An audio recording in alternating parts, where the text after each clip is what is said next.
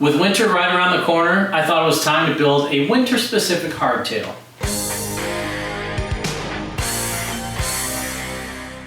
There's this trend online where people say, oh, it's winter, I need to put my full suspension away and pull out my hardtail.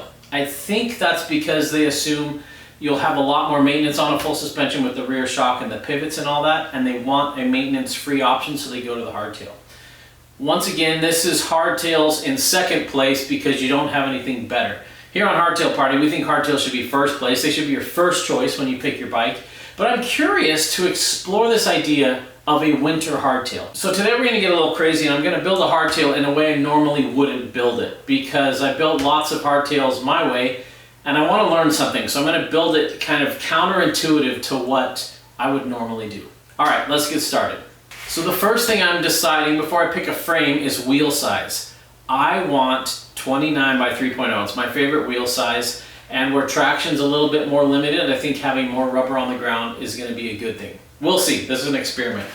Since I've gone with the 3.0s, there are very, very few bikes that can run these, but we all know my Binary Maniac can. So we're gonna throw the Binary Maniac on these wheels and build it from there.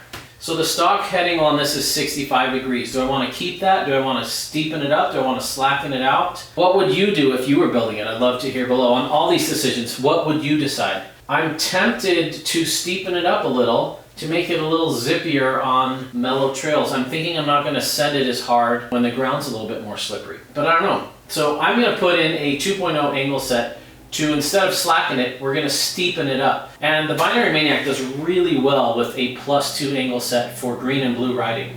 A lot of people buy these and love them, but then they're like, man, this is slacker than I need. I wish it wasn't so slack for my trails. And then I say, put in a +2 angle set. But then there are other people that are like, hey, I want it even slacker. So then they can put the angle set in the other way. Now here's my angle set. This is very similar to a normal headset cup that you would press in to your head tube. But that doesn't look normal. See how the bearing is offset? It's not in the center of that. So when you press this in the top, it either kicks it out like this or in like this. If you're confused about geometry and you want to master it, I've got a whole e-learning course I built just about mountain bike geometry and design. It will completely help you understand what changes, because I'm going to change my head angle and we need to know if that's going to change other things here. Now on the bottom cup, this is harder to see, it's thin down here and thick up there. And what that's going to do is move the cup, kick it out an angle. Or if I put it this way, it's going to kick it in. The head tube's actually staying the same, obviously, it's welded on here, but it's changing the position of the fork inside that head tube. It's really cool that we can do that on modern head tubes and still run our big bearings in there. This is from a company called Works Components. They make my favorite angle changing stuff. And this works on a lot of different frames. So I'm going to put this in here, and one thing you need to do with the tie frame is use anti-seize where you would normally use grease. Titanium likes to mix metals with other metals pressed in there, and the anti-seize keeps it from fusing and seizing up in there. I put like a pea-sized piece of this, and that's enough for the whole thing. Some people go total overkill with their grease and anti-seize. I should have kind of mixed this up a little more first. Now here we have our head tube, and here's the top cup. You're not going to be able to see that on camera. I'll hopefully rotate this so the light hits it just right. There's a groove right here, a line marking the center point. To find the center point of the frame, I'm just going to eyeball it and line these up. So if I put it here, it pushes the steer tube forward, steepening it. If I put it here, it moves it back in the head tube, slackening it, and it's going to change your reach a little bit. Now if you really want to prank your friend, put one of these on sideways and see if you can ride it. That would be kind of fun. All right, so I'm going to steepen this one up.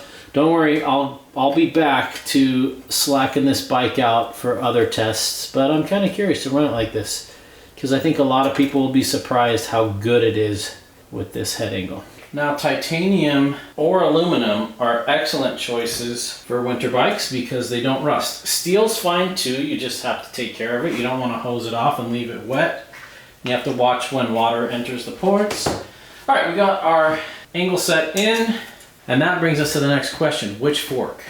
Now there are only a handful of suspension forks that will fit a 29 by 3.0. One of them happens to be the RockShox pike, and you may need to try and verify that your year pike fits, but these ones with kind of the rectangular arches are probably 2 or 3 years old.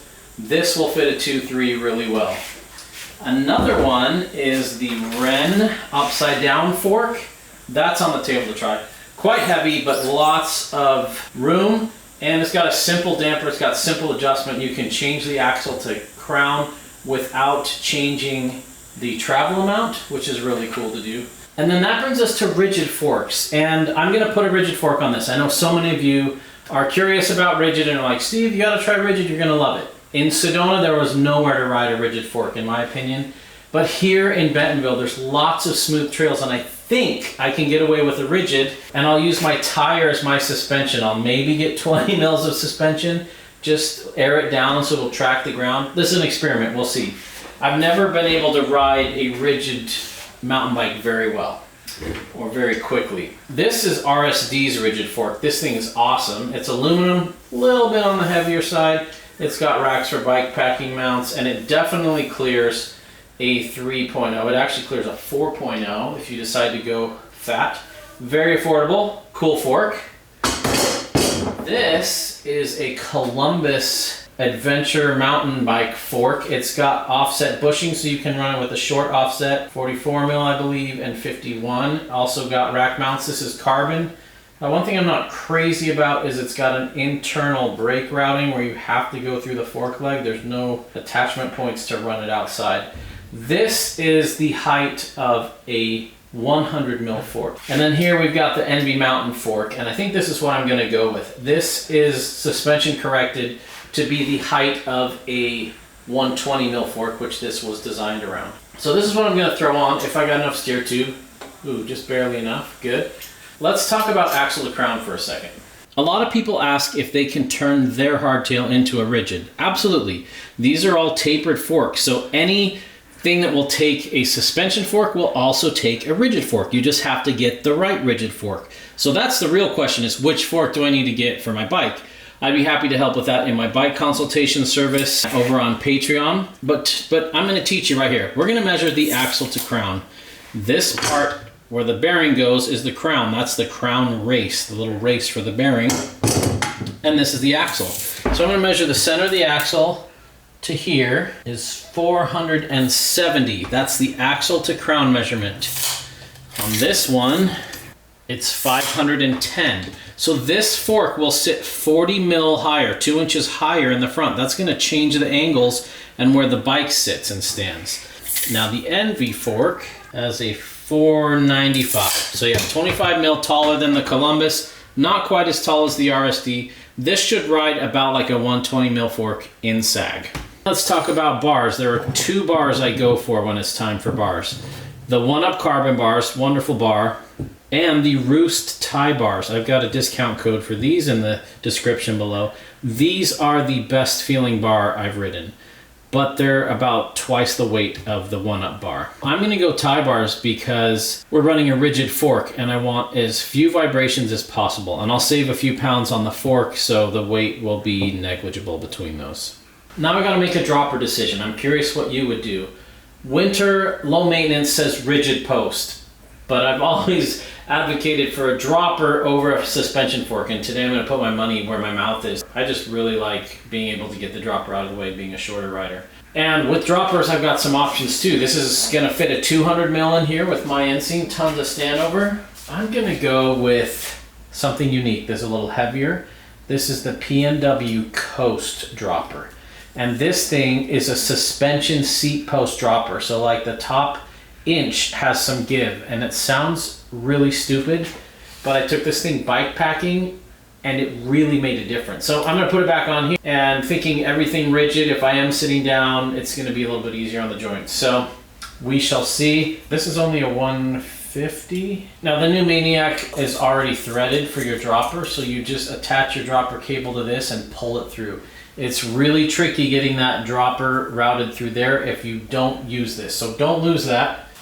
All right, it's starting to look more like a bike. For brakes, I am running my pawl clampers. I run those on everything, just about. But these are fully rebuildable, so in 20 years I can take these all apart with basic tools, grease them up, put them back together, and they're mechanical and they're levers, and they'll be working just like they are now. All right, this is the exciting part. Let's throw some wheels on here.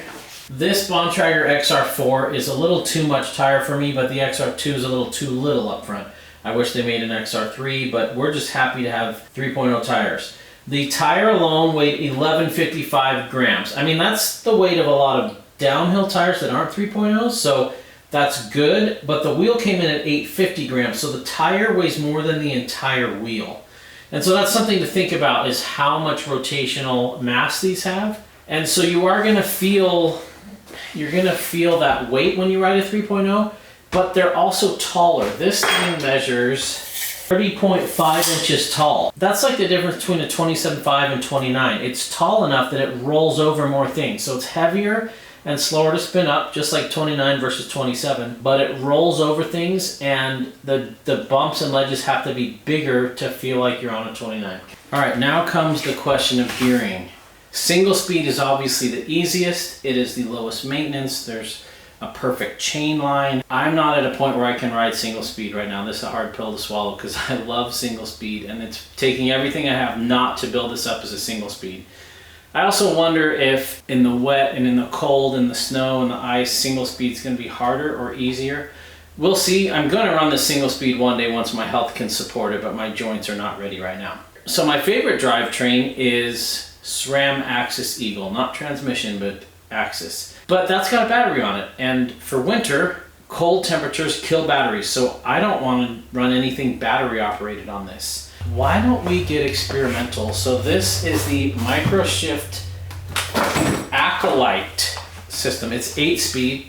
It's a 12 to 46 range. This is one of their most affordable drivetrains, and even their high-end one, Microshift Advent X, is fantastic and affordable. This is meant for 20-inch wheels. The derailleur's meant not to hang down as low. I'm gonna see how this works on an adult mountain bike. I keep saying, I wish I had a 5-speed wide range cassette that just kind of felt like shifting between a couple different single speed gears, because I don't often need those in-between gears. So this is my first time seeing this. This is heavier than a GX Eagle cassette. This is 581 grams. Bummer for the kids especially. You can definitely feel the weight on your rear axle when it's a little bit heavier like that. We'll see. Hopefully I forget that it's there and I just ride it like a bike. Now on the back wheel with no cassette and no rotor, the wheel is 955 grams. Impressive for a big 29 by 4.5. And the tire, 845. Nice light tire on here. And this is the XR2, the Bontrager XR2. A little bit smaller knobbies will be fine on the back. Sometimes lugging around big tread everywhere wears you out and slows you down, and I like less is more approach, but this isn't quite enough for a front tire. I want something right in between these two for the front. But beggars can't be choosers. I'm just glad to find any 29 by 3.0 these days. Big old 29 by 3. We got clearance on the version 1.5. All right, let's choose cranks. 5Dev is a partner of the channel. They're awesome to work with. And they've hooked you guys up with a 5% off discount code. I got a link in the description below. Anything 5Dev, cranks, bars, stems, chain rings, you name it, is 5% off using my link, and that helps support the channel. So they make cranks anywhere from 135 to 175 length. And it's been really fun to experiment with different crank lengths. Today, we are going to go with 160s. These are the beautiful black, aluminum. Now a lot of people say, why would you pick that for the mud? That's just gonna collect all the mud and be so hard to clean. You know what's harder to clean than this? This, take a look at it. It's so hard to get all of that out, and that'll just pack up with mud. So my opinion is this will actually be easier to clean. You just spray it out with a hose or push it out with your fingers rather than having it all gunk up behind here. This might look cleaner, but actually getting it clean I think will be easier with this. And I'm a sucker for short cranks, and 5Dev makes the short cranks I like. And they're made in San Diego, California. It's really, really cool stuff they're doing. Now, when you go shorter cranks like a 160, 155, 150, you need to go with a shorter chain ring. You get less leverage on the whole drivetrain, and so you need to make that easier with an easier gear. I'll go all into this in another video, and that's coming soon on Big Brain Party. Another thing you want to do is always run the pedal washers with these. That prevents stress on your crank. I always wondered what those were for. I'm like, does your Q factor matter by 1 millimeter? Well, what it does is it distributes the stress along the edge of this crank, of any crank. So I use pedal washers now on all my pedals. Now this has a 55 mil chain line, so I'm going to want to space the crank out just a little bit.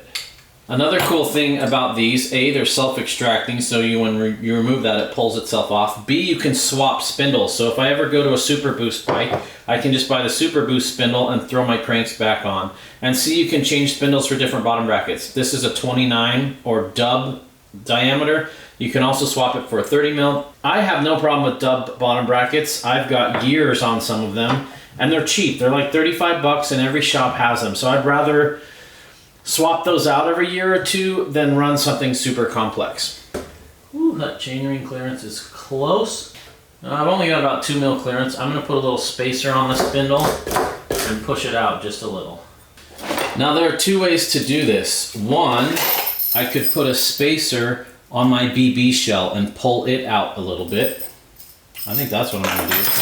Or I could put spacers on the spindle to kind of push it back. I think I'm gonna put the spacer on the BB shell. You're probably not supposed to do that. That way when I change cranks in the future, I don't have to keep swapping this back and forth. Let's try a 2.5 spacer.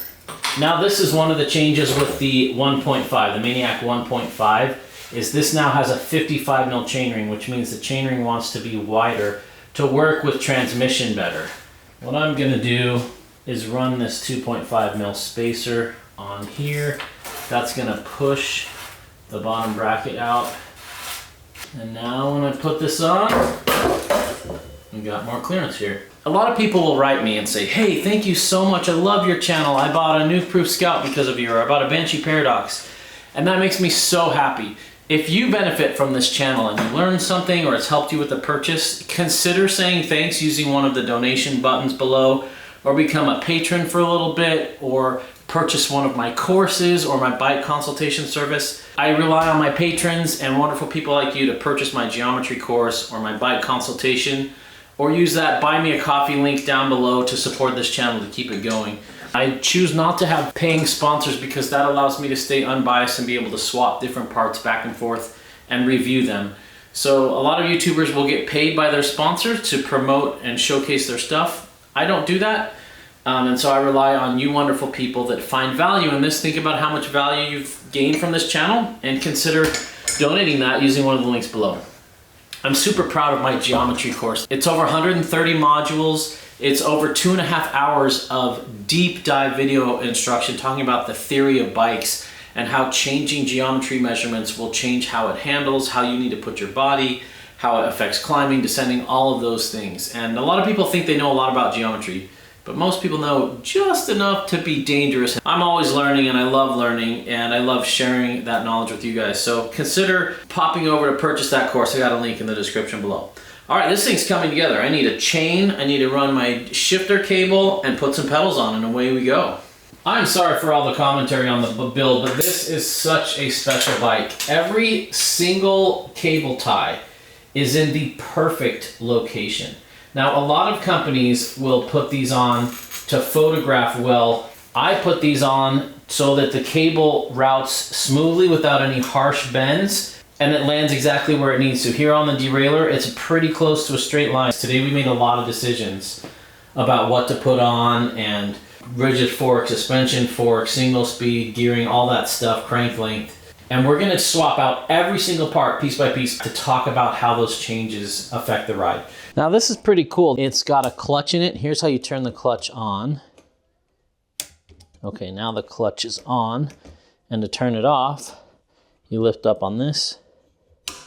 So $30 derailleur, $30 cassette, and $20 shifter. That's amazing. And it's a short cage, so even when it's hanging down, it's way far away. It's cool how they put the pivot in front of that. This is the V1, you can tell because it's hollow here. They make a V2 as well with an even shorter cage that I'd like to play with. I'm excited to try this out. It's very affordable. I did my own chainstay protection here for my patrons who want to learn how I do that. Head over to Patreon, become a patron. All right, we got the Acolyte installed.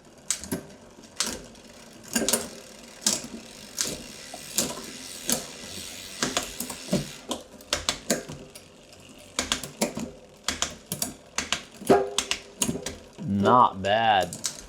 All right, here she is, my first ever winter build hardtail. There were tons of design decisions to make on this, and I'd love to hear what you would have done differently or what you think is going to work out well.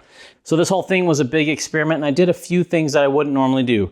Rigid fork, this 8-speed drivetrain, the P&W Coast dropper with some squish in it. I decided to run clipless because I figure with the rigid, I might be bucked off a little more. We'll experiment. This thing came out beautiful.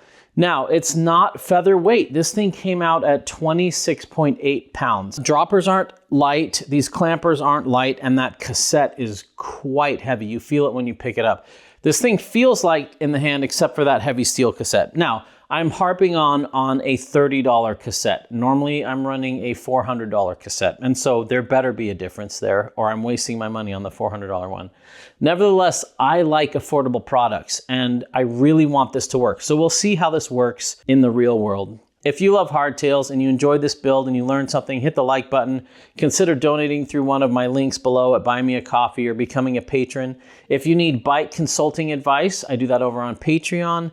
If you want to learn about mountain bike geometry and take a deep dive in my master course, it feels more like a semester at a junior college than a quick YouTube video that just shows you a couple quick things.